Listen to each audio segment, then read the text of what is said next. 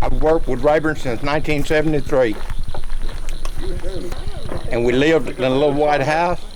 We was poor. Neither one of us had any money. All we did was work. And believe this, I worked offshore at the time. I had to go offshore to rest. Never had a cross word. Is that right? Never. You're pretty easy fella to get along with too, aren't you? I do my job. For 53 years, Rayburn. Don't seem like it, does it? Time flies when you're having fun. Tommy, when did you start? Yeah, we had our own deal one year in 1983. We had First American Video. It wasn't televised, but we had stations that they had people at set up with a conference call. I met Tommy Mann my second year of college, and got to know him, and right on through, I went to TCU ranch management, and then he came the following year. We become friends and stayed friends. And I was trading a few cattle. The fact is, I was selling them to Tommy and Craig, and he said, "We don't have a rep in North Florida for Superior." He said, "You want to be a rep?" And I was scared of it, to tell you the truth. I'd rather just deal with Tommy. And I said, "Yeah, we'll try it." Well, Tommy and I, and we won't tell you about the trip, but we went to Fort Worth and to a meeting, and that's where I met Rayburn. Me and Rayburn were leaning up against the wall there. He was his first time, and me too. We hooked up with him that same day. And it was so new, and the public was so 90% of Tommy of the public didn't know what a video sale was at that time, probably for a year or two or three after Superior. It was a real education, pulling up to an 85-year-old man's ranch and tell him you want to sell his cattle on TV, and tell him about all the buyers that's going to get to look at it. And you had to tell the story everywhere you went. Nowadays, you pull up, everybody's seen it. They know. You just got to get the confidence. Then it's up to you and him. He's got to have confidence in you, the rep, that you're going to treat him right, and he's going to have his check. One of the biggest things that makes Superior work is relationships, and the fact that when that man sees a dust still of them cattle leaving his place, he's got a check in his pocket. Exactly. We do it. Amen. Amen. And he knows his check. And now see here, don't go to the bank. The money ain't none of that. You can go to the bank right now. Superior's been through a lot over the 40-something years now, and they've been good for 100% of the checks they've written. And that's pretty good advertisement right there. No questions ever being asked, So as far as new reps coming on and no reps too, we're repping the cattle, but we're repping Superior too. We want to pass that story along, and that person that's repping those cattle needs to be as good as Superior. Different standards. Got everybody that's dealing with Superior from the internal part of it, from the office to the reps to the guy loading the truck. They have got to be credible, and we're going to have mistakes and all. They're always getting worked out. Superior stands by everything that ever happens, and it's all about reputation. Top to bottom. Top to bottom. It's strictly reputation. And that's why we got 400 reps today, I think. And sold 1.5 million cattle last year. For a year. And that's from Florida to Washington and Idaho, and from Kentucky to Arizona. I mean, they're all over. What have you seen changed, and what has stayed the same? The biggest thing that's changed and just sped up and helped cover more country is technology. The technology. And I put right on the side of the quality of what we're selling today. We're selling cattle that are producing carcasses from the time Superior started, the carcass on these steers is more than the cow used to weigh live. I mean, we're producing this shortage of the animal numbers and all is real. But my goodness, the pounds of beef, you know, you take 64% off a 1,700 pound carcass. That's a lot of meat. And we're making up for numbers with quality, and it's good quality too. I saw a deal last week where like 85% of the cattle being killed in the United States right now is grading choice. Used to, a rancher would kill a bunch of cattle. If he get a pen 40% choice, he was tickled, wasn't he, Tom? And now the nationwide deal is 85% choice. And 15 that isn't choice, a lot of them are prime. You know, the cattle got the capability to do it. And between the product we're selling and the technology, those are the two big things that's changed, I believe. What hasn't changed? What hadn't changed is a rancher, and I don't mean his learning and stuff and all. You're dealing with the salt of the earth. Don't go there thinking for a minute you're gonna fool him. Yeah, you're gonna fool him. He's been there and done it, and he gonna do it till they throw dirt on him. And that ain't changed. That ain't gonna change. The cattle, farmers in general, they ain't gonna.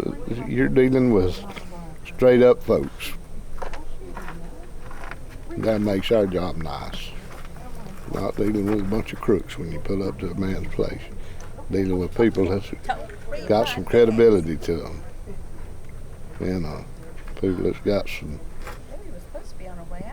class. Jim, talk about how much the cattle have changed from the early years, from very started till today. Yeah, we had weights alone. Florida used to. We produced. People came to Florida to buy 300-pound calves and small calves, and a big business in Florida was triple-decking trucks and sending Florida calves to California. Little light calves, West Texas and all. And it's such a hard job nowadays to find a light calf down in Florida. And Louisiana's the same thing. The whole southeast, Georgia. Come there to get a light calf, you know, shoot. Georgia producing 600 to 700 pound calves off the cow now. You know, and they're not just big old calves, they're big old good ones. Yeah. And the old cattle, you know, heard some come in, heard a story of some coming in 125 pounds heavy. Raymond, tell you a story about when you went to film cattle and he jumped on his four-wheeler to go film. Good to see you. That's a good one. I'll tell you this one. They got a neighbor up the road, had a hill place, and the cattle was all in the bottom, and I didn't have much time. So I ran up there right quick, and he had the dang gate locked, so I had to jump that old big camera, John, we used to have. Had them two pieces. They was heavy. Yeah. Yeah. So I had them two cameras, and I'm going across there, running out of time, trying to get it in the mail, and I'm running. And I got up the top of that hill and burnt out. And the cow was supposed to be right there. I looked at this cow about as far as you could see down that bottom. I said, oh, Lord, if I try to go down there, they're going to leave. And I looked over there, and there was a four-wheeler parked up on that barn, backed up under there. I said, maybe he left that four-wheeler for me. So I went over and I said, it probably won't crank. I was key in it, hit the starter, boom, that thing cranked right up. I said, man, I guess I still got time to make it. I jumped on that four-wheeler, I took off wide open, about 50 foot to the end of the chain. It was tied to that tree. John, I don't know how far that thing throwed me. Took my blue jeans off, skimped my legs all the way down to my knees, and I just went like this. I landed on my back, I had my camera and all in my arms like this, didn't hurt a thing. Except I started trying to get up, didn't have any air, knocked all the air out of me. It's hard ground too. First thing I did, I got enough senses back, I looked around there to see if anybody was watching. Make sure nobody was watching me. And I went on and filmed, well, I had to walk there and film the cattle. I couldn't get the four-wheeler undone, but I got the cattle filmed film didn't get in time, we put them on the next sale. And the next thing that happened, and I didn't know this, and Joel didn't, I didn't tell anybody. And Joel goes up there 2 or 3 years later and did the same thing. Except I know he didn't take off fast as I did. Because I always took off wide open wherever I was going. But he said, Dad, I didn't have no idea you did this. I did the same thing. So that was pretty good. When we first started videoing cattle, like you said, we had that VCR on one shoulder and a big old camera on the other shoulder. Ron Ball was helping me learn the ropes and everything. And Janice was with us. And she's just giving us instructions one right after the other, you know. Ron, he turned to me and he said, she don't think we got sense enough to do this, does she? The full? Yeah, All the trouble we used to go to film, get it out, write them up, package them, run to the FedEx store, UPS, mail it, and hope it got to you in time. I came in I come in the other day with quite a few films. Josh sits down probably 20 lots, sits on the end of the couch. In 5 minutes, they were in Fort Worth. They were at Hudson Oaks. Just plug that thing in, and it's like a little machine over there. You hand him my camera back. It was amazing technology. Goodness gracious alive. Knowing when I finally learned what y'all were going through, to edit my own film while I was filming. You know, just try not to get something that you ain't gonna use. And then now Josh will take it and he'll pull all those little squares up and he'll edit it. And then when it gets to Hudson Oaks, it sure made it easy on whoever's doing it now, you know. And you end up with some pretty good tape. I looked at them the other day, yesterday, what's coming up Friday. Pretty good tape, you know. I'm not ashamed of none of them. I'm like Rayburn. I filmed some stuff before that I'm telling you what I was ashamed of in the past. But them people that's got them cattle on there, they want those cattle to look good. They want them to look like they are, you know. They don't fool nobody, but they want them to look good, you know. And that's important, how you get them cattle sold a lot of times. Well, I didn't get them sold good. Well, my God, did you see what they look like on the film? I wouldn't have bought them neither. When I first started, just like Jim and Tommy, we and John, we go in a man's pasture. If he had 100 cows, he'd have 5 different kind of bulls, and 2 of them were probably undesirable. You know, one of them was probably a Bremer bull, the other was probably a Longhorn. So that's the first thing I really went to work on was, if nothing else, just get the same color bulls. You know, just make them the same color. Uniformity is everything in this business. I said, we get the same, same quality bulls, same color bulls, kind of make them uniform, and then we started working on genetics. And we've been working on that for 38 years, since the day Jim and I met in Fort Worth, Texas. And just trying to upgrade every year, get a little better bulls every year.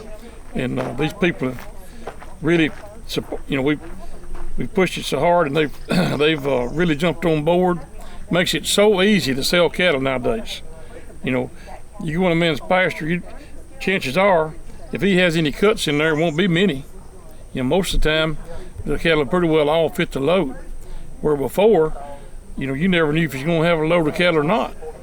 And the time you got through sorting on them, And one of the big things that's really helped us is getting these northern bulls in here and changing the genetics, like Jim said. And these people used to had a stigma on these Louisiana cattle, and they wouldn't buy them hardly. A lot of these people wouldn't buy one, didn't want one if you give it to them. But we've kind of gotten past that, and these people have gotten them and used them, and in some cases, these southern cattle do better in the north than the northern cattle, because a lot of those northern cattle got lots of hair. They're not acclimated to heat like these down here are. I know a few years back when they had that little heat wave went through there and killed all those Angus cattle, the people we sell our cattle to right down the road, they hardly lost any. They were southern cattle. the northern cattle are the ones that died. So there's some pluses to feeding Louisiana cattle in California, in the north, Colorado, Nebraska, and around. So, Remember Eldon Wimpkin huh? up in Dixon, Illinois? Yeah, Eldon, yeah. he bought a lot of cattle from me when he was alive. He said the difference between the Midwest calves and the Southeast calves was the Southeast calves would eat a little more, but they'd gain more. The rumen was bigger on them; they could take in more feed. And he said it was just about an equal wash on them, whether they came out of the Midwest or came out of the South, for him to feed them. Our grass quality isn't that good, and they have to eat more to survive. Stretches that room. And then when they get where they got something good to eat, they can hold more. Yeah, that's exactly what Eldon said about it. Me and Joe all had some cattle in Sterling, Colorado. In Rayburn, it was during that time that you said they was hauling semi-loads of dead cattle. It was hot. Heat wave from northern Colorado to Illinois and Iowa, they were hauling them out of there, and it was hot. We were out there in July, and we had several pens of cattle there. Sterling went and always get the pen numbers, let them know we was there. We went walking out through the yard, and the cattle were just piled up on top of those mounds of dirt they put in the feed yard. The old tongue hung out, just a panting. Mexican was driving the feed wagon, and we found our pen. We were there looking at them there, and all. And here they come walking down, and he got off his tractor and out of his truck, and he come around there and said, "These your cattle?" I said, "Yes, sir." He said, "This is the only pen of cattle on this, the only cattle on this place that comes to their feed when I pull up here with the wagon. It was so hot they wouldn't eat, and that long hair on them. And they were fat to start with and all, but those cattle acclimated to the southeast, used to heat and humidity. They were eating and not dying, and that's a testament to southern cattle. And it was Joe Hall. They were South Georgia and Florida cattle. And they would sure survive better in the summertime. We think about winters, cattle surviving in winters. Them summers is tough out there on the cattle. I'm sure Louisiana cattle the same way. They used to this heat and humidity. And don't a lot of your cattle go up there to the Corn Belt and all, there's a reason, there's a reason for it.